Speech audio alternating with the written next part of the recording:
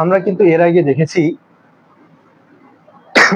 চাহিদা নির্ধারকগুলোর মধ্যে আয়ের পরিবর্তনের ফলে চাহিদা রেখার কি ধরনের পরিবর্তন হয়। আমরা দেখেছি নাম্বার অফ বায়ার্স অথবা ভোক্তার সংখ্যা বাড়া বা কমার ফলে চাহিদা রেখার কি ধরনের পরিবর্তন হয়। আমরা আজকে দেখব সাবস্টিটিউট গুডসের এই অথবা এই পণ্যটার সবকিছু ধরে নিলাম স্থির, যখন পরিবর্তক দ্রব্যের দামের পরিবর্তন হয় তাহলে চাহিদা রেখার পরিবর্তনটা কেমন হয়।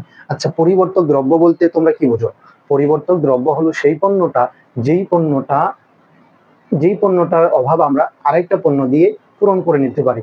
আচ্ছা, এইরকম পণ্য আমাদের টিচাররা অহরহই বলে থাকেন যে চা এবং কফি, হ্যাঁ, এই চিনি এবং গুড়, এই একটার পরিবর্তে যখন আমরা আরেকটা ব্যবহার করি তাহলে এর সংজ্ঞাটা আমরা কিভাবে দিতে পারি?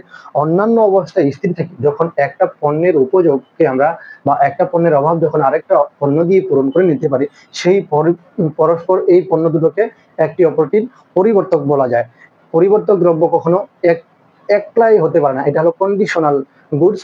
এটা কমপক্ষে দুটো গুডস হতে হবে, কমপক্ষে দুটো গুডস হতে হবে। একটা আরেকটার পরিবর্তক তখন হবে যখন আমরা একটার কাজ আরেকটা দিয়ে চালিয়ে নিতে পারবো। তাহলে আমরা ধরে নিলাম চা এবং কফির উদাহরণটা এখানে দেখো আমি লিখে রাখছি চায়ের চাহিদা রেখা। তার মানে চায়ের যদি এটা চাহিদা রেখা হয়, একটা চাহিদা রেখা হয়, তাহলে এই পাশে হবে চায়ের পরিমাণ, মানে আমি কয় কাপ চা খাই। এই পাশে হবে চায়ের দাম, মানে এক কাপ চায়ের দাম কত টাকা। ধরে নিলাম এক কাপ চায়ের দাম 5 টাকা। কত টাকা? 5 টাকা।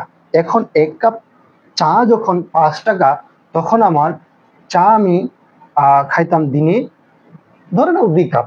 আচ্ছা, এখানে 2 কাপ চা আমি খাইতাম যখন 5 টাকা এক কাপ চায়ের দাম থাকতো।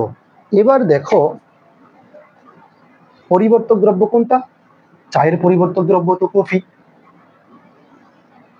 এই যে কফির আমরা এর আগে দেখছি যখন একটার অভাব আরেকটা দিয়ে পূরণ করে নেওয়া যায়, তাহলে এই ক্ষেত্রে কন্ডিশনটা কি হয় বলতো?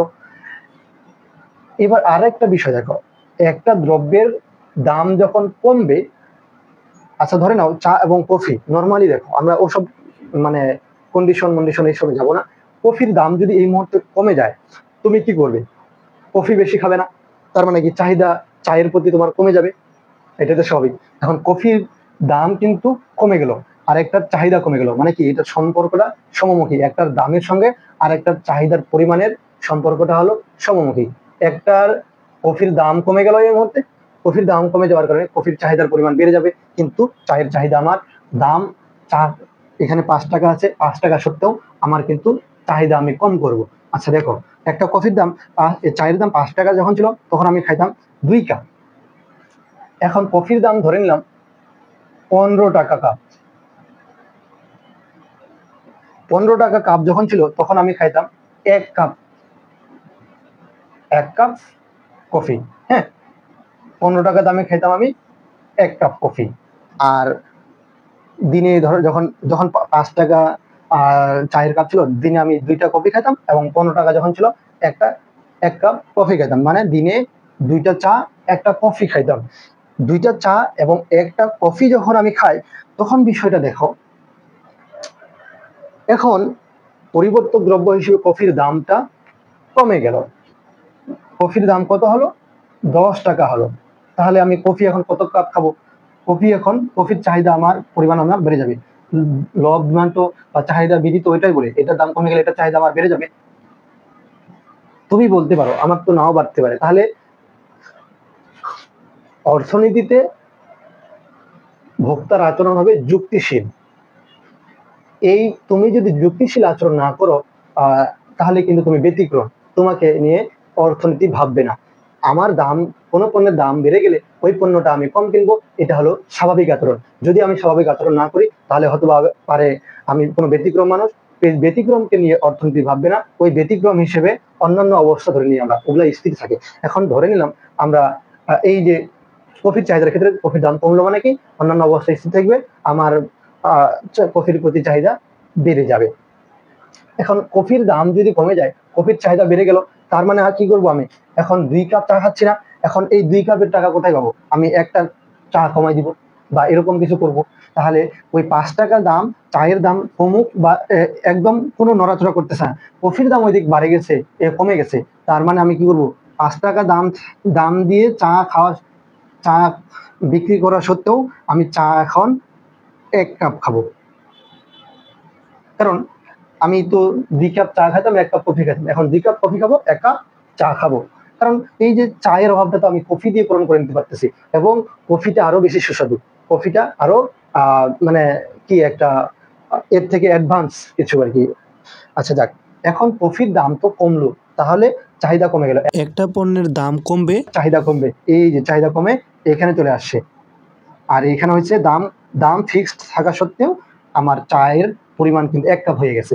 এখন যদি উল্টো চিত্রটা ঘটে, উল্টো চিত্র কোনটা, যদি আমার কফির দাম বেড়ে যায়, কফির দাম যদি বেড়ে যায় তাহলে কি হবে, কফির দাম বেড়ে গেল মানে কি, এটার চাহিদার পরিমাণের সমমুখী সম্পর্ক না, চায়ের দাম, কফির দাম বেড়ে যাবে মানে কি, এর চায়ের চাহিদা আরো বেড়ে যাবে, চায়ের চাহিদা বেড়ে যাওয়া মানে কি, চাহিদা বেড়ে যাওয়া মানে এই যে নতুন একটা চাহিদা রেখা পাবো, নতুন একটা চাহিদা রেখা পাবো, ওটা উপরে চলে যাবে, এই জন্য উপরে যাওয়া মানে কি, এটা বেড়ে যাওয়া, নিচে যাওয়া মানে কি, এটা কমে যাওয়া। যখন 15 টাকা চায়ের দাম হলো, কফির দাম হলো, তখন কি হলো, 15 টাকা কফির দাম হয়, কফির পরিমাণ আমি সরি 20 টাকা, 15 থেকে 20 হলো,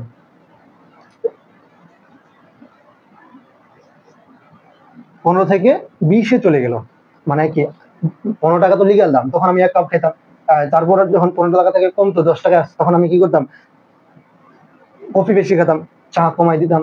আর এখন কি হলো, কফির দাম বেড়ে গেল 15 টাকা থেকে 20 টাকা।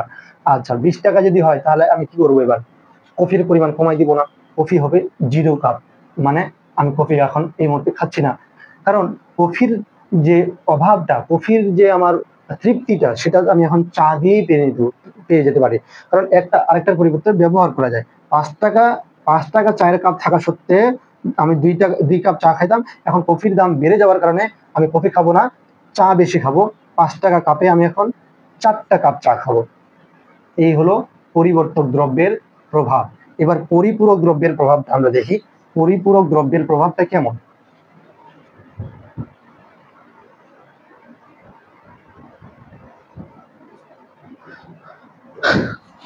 আচ্ছা, পরিপূরক দ্রব্য কোনগুলো, যখন একটা ছাড়া আরেকটা চলে না। এই যে আমি মার্কার ব্যবহার করতেছি, মার্কার কিন্তু খালি ছাড়া চলে না, একটা আরেকটার পরিপূরক।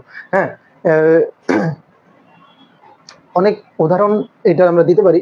এখানে আমরা চা এবং চিনির পরিপূরক নেব। চিনি, চা তৈরিতে চিনি লাগে, চিনি হলো চায়ের পরিপূরক, চিনি হলো চায়ের পরিপূরক। চিনি কি করব, আমরা চা বানাতে গেলে চিনি ছাড়া চলে না, যদিও গুড় দিয়ে পারি, কিন্তু আপাতত এই কেসের ক্ষেত্রে ধরে নাও এটা যেহেতু পরিপূরক, অন্য কোনো এটার পরিবর্তক যে আছে এটা আমরা ধরলাম না, অন্যান্য অবস্থা আমাদের কিন্তু স্থির, ধরে নিলাম চা এবং চিনি পরিপূরক, একটা ছাড়া আরেকটা হয়ই না। এখন আমাদের কি হবে, এখন আমার 5 টাকা যখন চায়ের কাপ ছিল, তখন আমি কিন্তু ধরে নিলাম এই যে 2 কাপ চাই খাইতাম, 2 কাপ চা খাইতাম। এখন চিনি এবং চা কিন্তু পরিপূরক। এখন বিষয়টা দেখো, অন্যান্য অবস্থায় স্থির, এটার দাম কমা বাড়ার ক্ষেত্রে কিন্তু এই রেখার মধ্যেই পরিবর্তনগুলো ঘটবে। যখন এই নিজস্ব দাম উঠানামা করবে, তখন এই রেখার মধ্যে হবে। কিন্তু এইগুলোর পরিবর্তন হলে এটা এখন কি, এটা ফিক্স না, এখন এইটা নড়াচড়া করবে, এটা উঠবে বা নামবে। এখন দেখো চিনির দাম,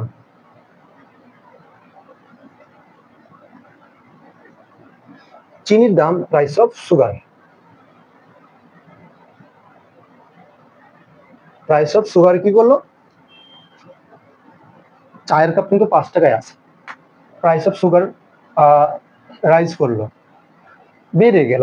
হ্যাঁ, এখন আমাদের চাহিদার পরিবর্তনটা কি হবে, আচ্ছা দেখো তো, চিনির দাম যদি বেড়ে যায়, চিনি আমরা কম কিনবো কিনা, চিনি যদি আমরা কম কিনি, কম চিনি দিয়ে তো কম চা বানাতে পারবো, তার মানে কি, একটা দাম বেড়ে গেলে আর একটা চাহিদা আমার কমে যায়।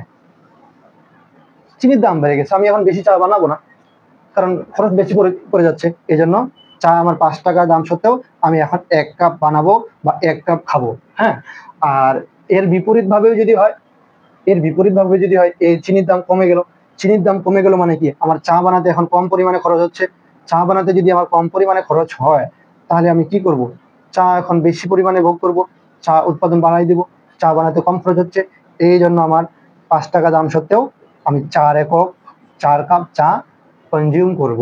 এই যে এটা হলো পরিবর্তক দ্রব্যের পরিপূরক দ্রব্যের ইফেক্ট চাহিদা রেখার উপর বা চাহিদা বিধির উপর। এখন আমরা জানবো ফিউচার এক্সপেকটেশন বা ভবিষ্যৎ প্রত্যাশা। ভবিষ্যৎ প্রত্যাশা নামে তোমাদের বইয়ে একটা টপিকস আছে, এইটার উপর আমি একটু আলোচনা করে দেখাই। ভবিষ্যতের প্রত্যাশা আছে। আচ্ছা, ধরে নাও আমি আমি এই মুহূর্তে কি কি ভোগ করতেছি। গরুর গোস্তের কেজি 500 টাকা। 500 টাকা যদি গরুর গোস্তের কেজি হয়, আমি প্রত্যেক সপ্তাহে 2 কেজি গরুর গোস্ত কিনতাম। আচ্ছা, এইগুলো সব স্থির, এখানে আমি ওটা লিখি নাই, হয়তো আমার মনে নেই বা জায়গা ছিল না। এখন আমরা ধরলাম যে ফিউচার এক্সপেকটেশন, এই সবকিছু স্থির। ফিউচার এক্সপেকটেশন, ভবিষ্যৎ প্রত্যাশা কি?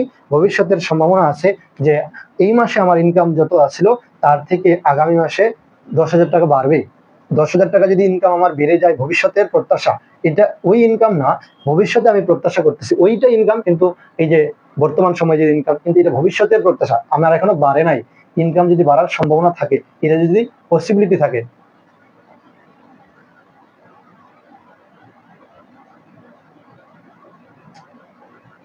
বাট এখন ওটা ঘটে নাই। যদি সম্ভাবনা থাকে যে আমার ইনকাম আগামী মাস থেকে বেড়ে যাবে, তাহলে আমার আমার চাহিদার ক্ষেত্রে পরিবর্তনটা কেমন হবে? আমি কি করতাম? 500 টাকা দামে আমি কি করতাম যে, আচ্ছা দেখো, আমার যখন বর্তমানে ইনকাম কম আছে, আমি কি করতাম, আমার বন্ধুদেরকে নিয়ে, একজন বন্ধুকে নিয়ে ডাক দিয়ে দিলাম, আচ্ছা চল চা খেয়ে আসি। হ্যাঁ, এখন আমি দেখতেছি আগামী মাস থেকে আমার কি করতো, চা মানে সরি, আগামী মাস থেকে আমার ইনকাম কিন্তু বেড়ে যাবে। তাহলে আমি কি করবো, আশেপাশে যে আছে, আয় চা খাই। কারণ এখন দেখো, এই যে আমার 500 টাকা দাম সত্ত্বেও যদি আমার আগামী মাসে 10,000 টাকা ইনকাম বেশি বাড়ে, তাহলে আমি কি করব, 500 টাকা দামের এই মুহূর্তে আমি 3 কেজি গরুর গোস্ত খাবো সপ্তাহে। কারণ আমার তো এখন আগের মাসের চিন্তা করতাম যে আগামী মাসে যদি, এই মাসে যদি বেশি খরচ করে ফেলি, আগামী মাসে আমি কি খাবো, কেমনে চলবো, সেই সম্ভাবনাটা এখন বুঝে যাচ্ছে। কেন? আগামী মাসের চিন্তা তো আমার নেই, আগামী মাসে আমার 10,000 টাকা আরো বেশি আসবে। সেই জন্য আমি এখন 3 কেজি খাবো, অথবা 4 কেজিও খাইতে পারি।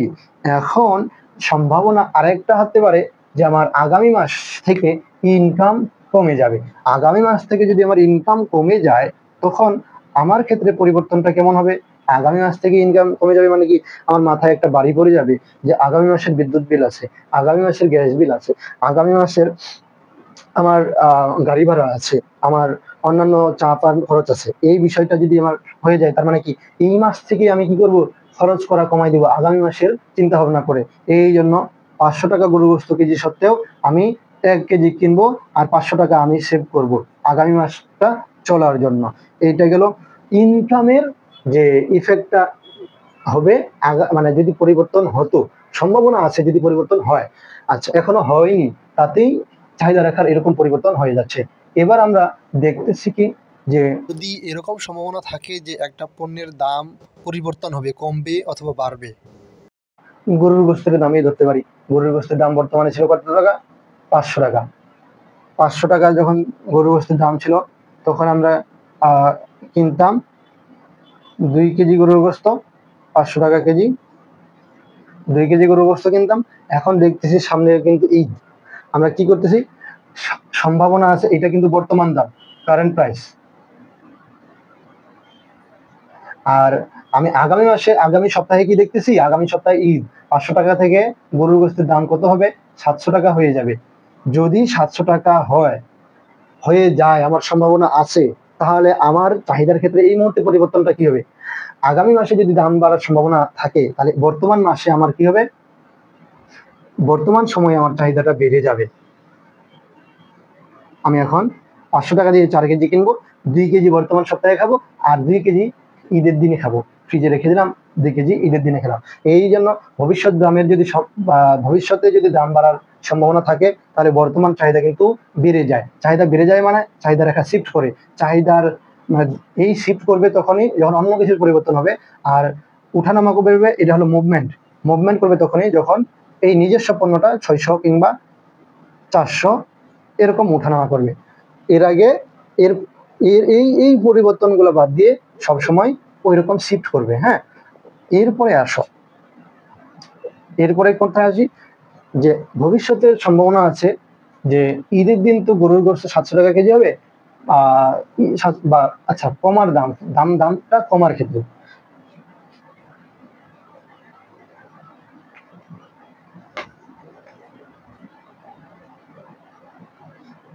ধরে নিলাম যে বর্তমান পাঞ্জাবির চাহিদা ঈদের সময়, কিন্তু ঈদের বর্তমান রমজান মাস থেকেই পাঞ্জাবির দাম বেড়ে গেছে। একটা পাঞ্জাবির দাম 1200 টাকা। এই 1200 টাকা দামে আমি 2টো পাঞ্জাবি কিনি। এখন সম্ভাবনা আছে ঈদের দিনে বা ঈদের সময়টার জন্য এই 2টা পাঞ্জাবির আমার বেশি খরচ হচ্ছে, কিন্তু আমি দেখলাম কি আগামী মাসে বা ঈদের পরের মাসে একটা পাঞ্জাবির দাম নেমে আসবে 700 টাকা। একটা পাঞ্জাবির দাম যদি 700 টাকা নেমে আসে, তাহলে আমার বর্তমান চাহিদা কি হবে? আমি 1200 টাকা দিয়ে মাত্র একটা পাঞ্জাবি কিনবো, কারণ এই মুহূর্তে আমার একটা পাঞ্জাবি হলেই ঈদটা আমি চালিয়ে নিতে পারবো। এই যে বর্তমান চাহিদা রেখার শিফট হবে এরকম। আচ্ছা, তার মানে 1200 টাকা দিয়ে আমি এখন একটা পাঞ্জাবি কিনবো, আর 700 টাকা যেহেতু আগামী মাসে হবে, দাম কমে যাওয়ার সম্ভাবনা আছে মানে কি আমার চাহিদা রেখা মানে চাহিদা কমে যাবে। চাহিদা রেখা শিফট করলে মানে কি আমার চাহিদা কমে গেল। আর দাম বাড়ার সম্ভাবনা ছিল গরুর গোশতের 700 টাকা, মানে কি আমার চাহিদা রেখা বর্তমানে শিফট করছিল বাইরের দিকে, আউটওয়ার্ড শিফট করছিল। এই যে হলো আমার চাহিদার নির্ধারক গুলোর টোটাল আলোচনা। এখন তোমরা বলতে পারো ভাই আমাদের স্কুলের বা কলেজের শিক্ষকরা তো বা স্যাররা তো এইগুলো আমাদেরকে পড়ায়নি।